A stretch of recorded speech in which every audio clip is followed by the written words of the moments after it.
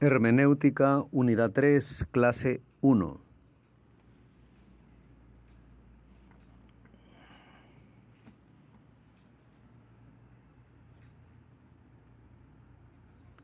Sean todos bienvenidos.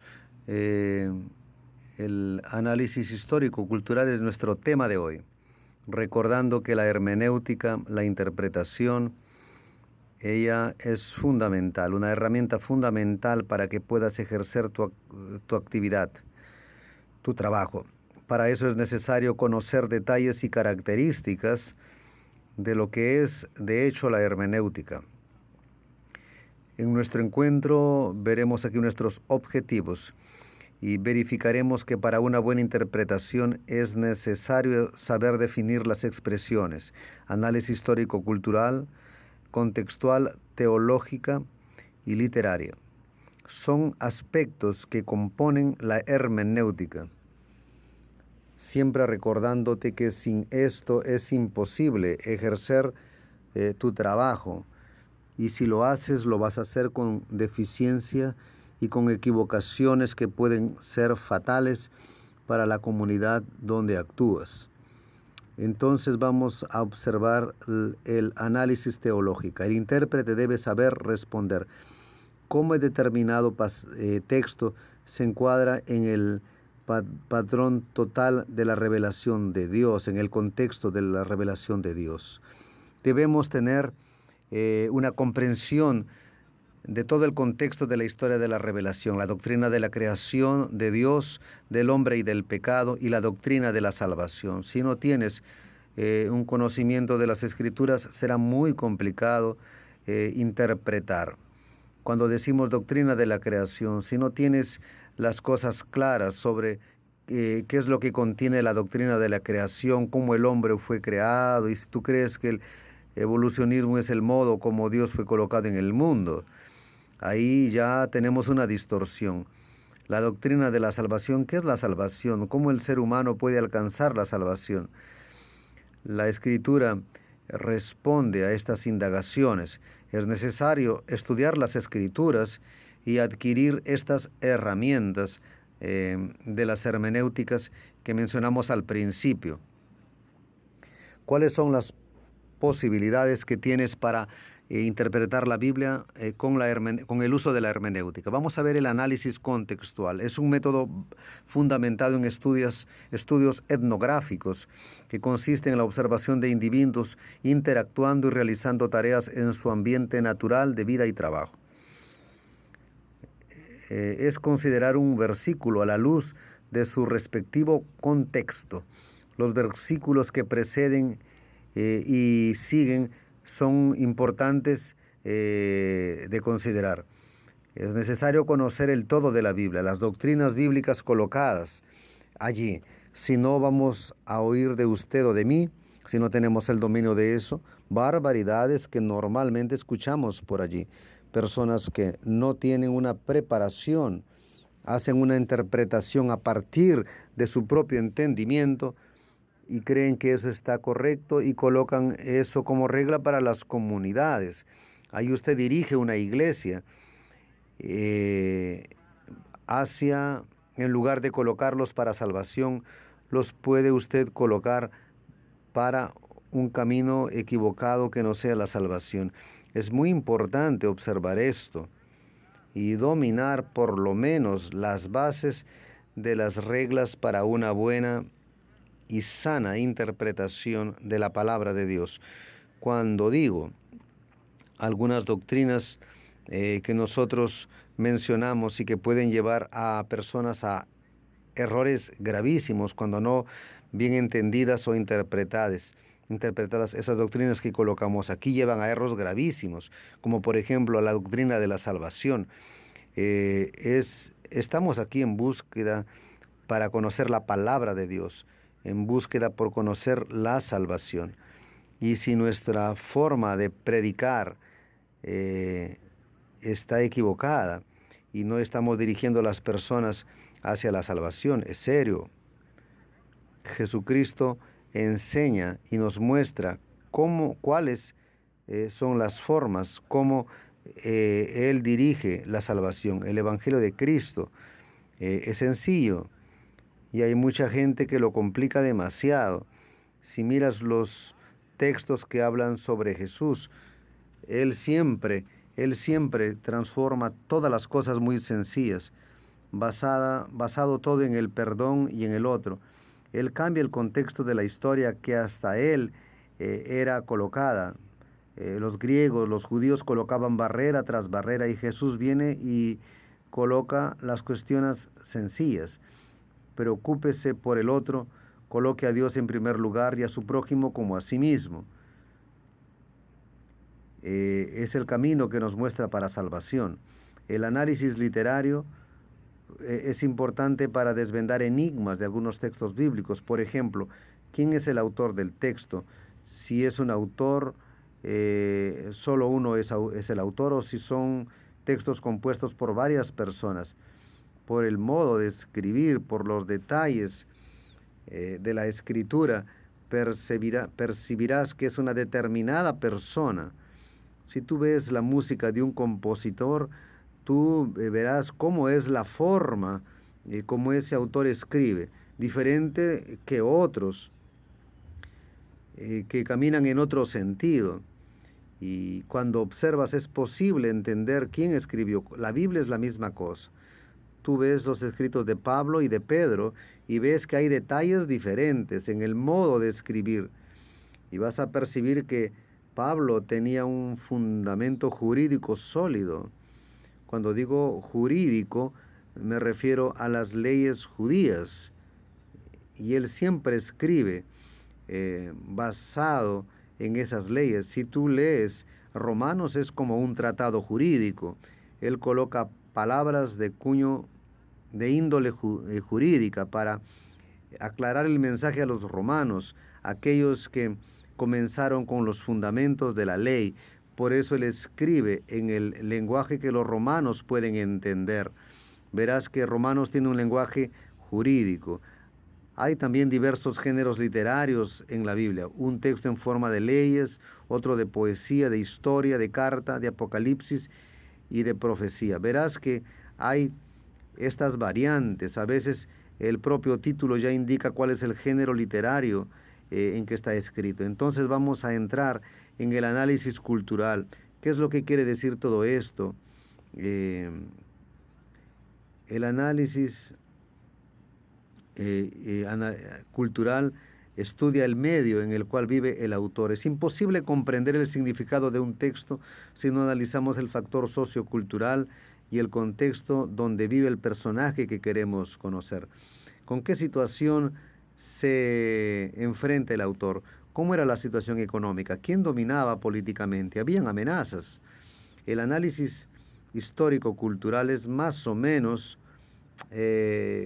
como un análisis del contexto donde el mensaje está siendo proclamado. Si en secundaria tuviste la disciplina de historia, vas a percibir cómo el historiador cuenta las cosas. No apenas cuenta las cosas por fechas, sino también cuál era la situación, qué había, qué existía cuando fue descubierta América, o los países de América. Y esas historias fantasiosas sobre locales y frases casi mitológicas. En la medida en que se estudia se ve que las cosas no son bien así. También necesitamos leer la Biblia de esa manera, por la forma como se ha escrito la historia de la Biblia, que es muy bien hecha. Puedes encontrar esos indicios. Cuando no encuentras la respuesta en un versículo, lo buscas en otro que te va a responder a esa duda. Aquí tenemos un ejemplo de cómo esto sucede y cómo podemos interpretar de manera equivocada. Por ejemplo, Proverbios 22-28. No remuevas los linderos antiguos que pusieron tus padres. Si miramos este texto y no conocemos el contexto,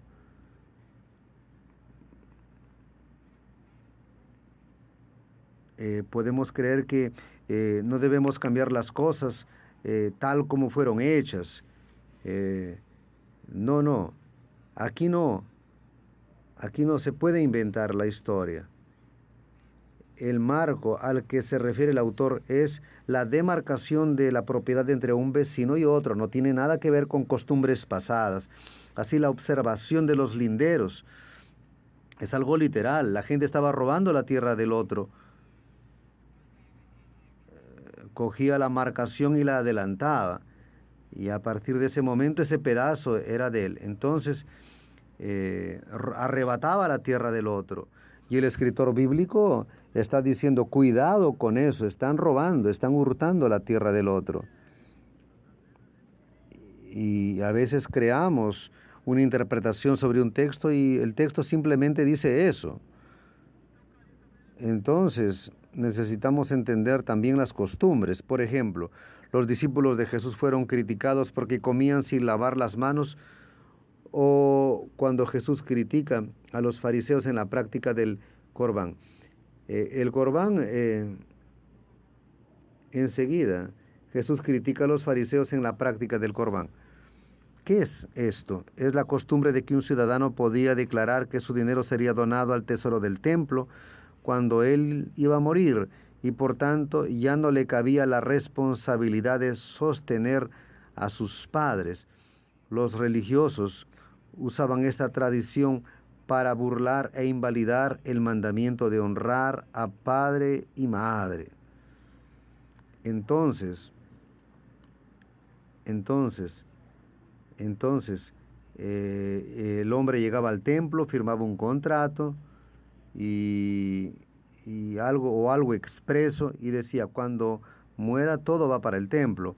Entonces, eso lo exceptuaba de cuidar a los padres desamparados. Entonces ya tengo un compromiso con el templo y por eso no ayudo a mis padres.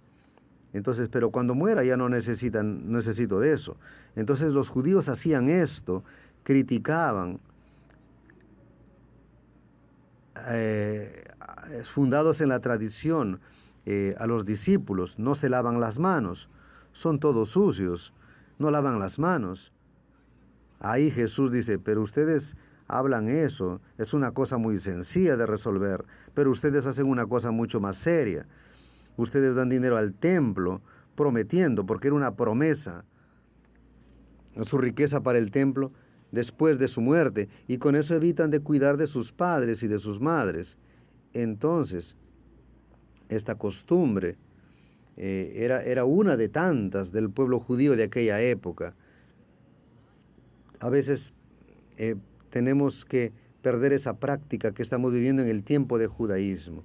Las costumbres son otras, la vida es otra.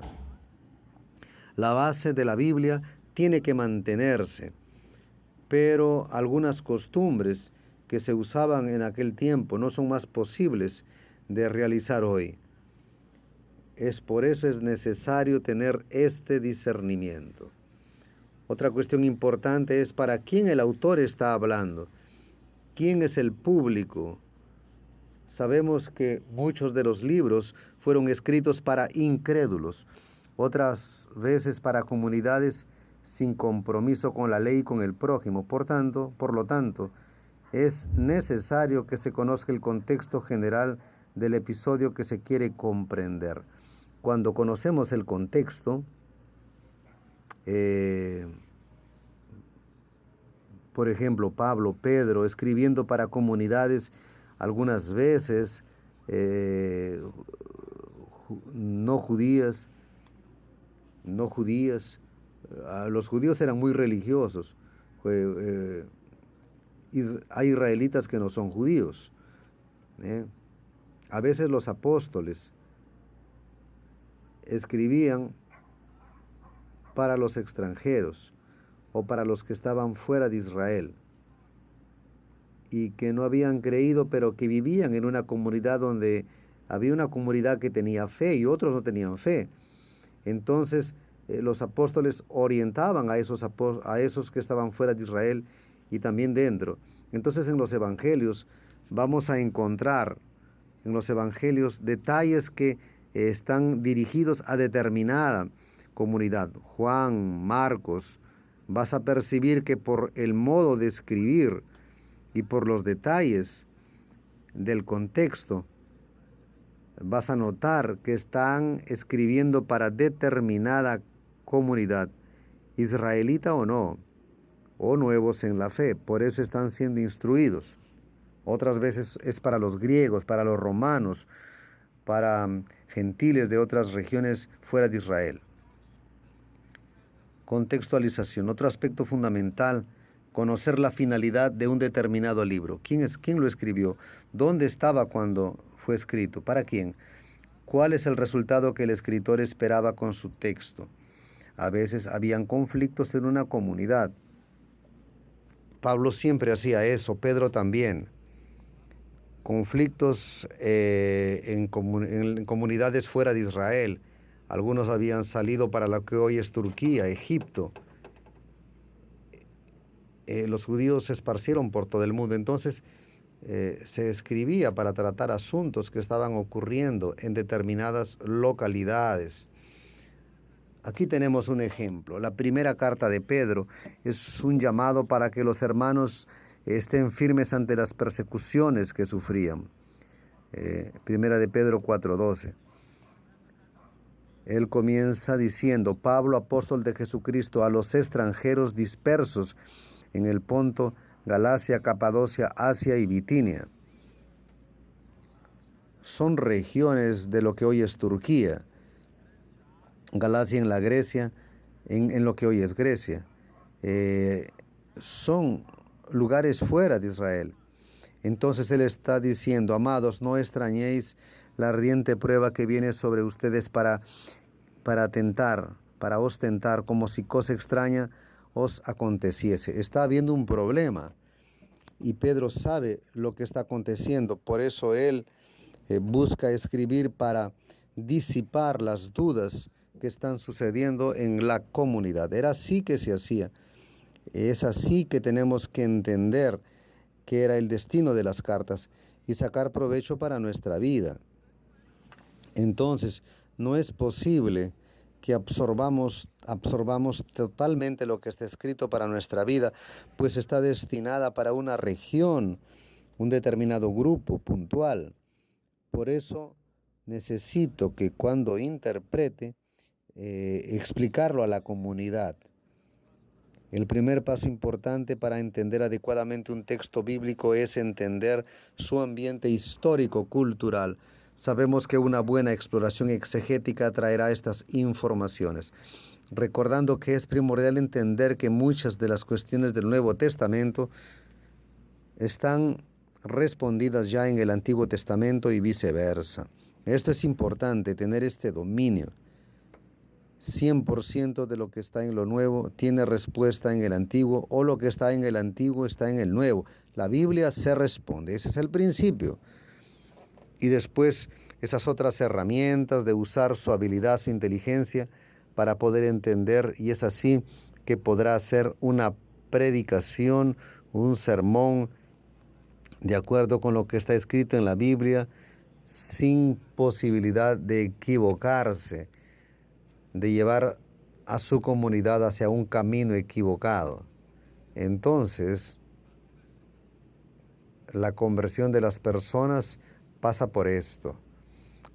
Tu contribución para la conversión de las personas es partiendo del principio que la buena y sana interpretación va a contribuir para el crecimiento de tu iglesia. Un abrazo y regresamos.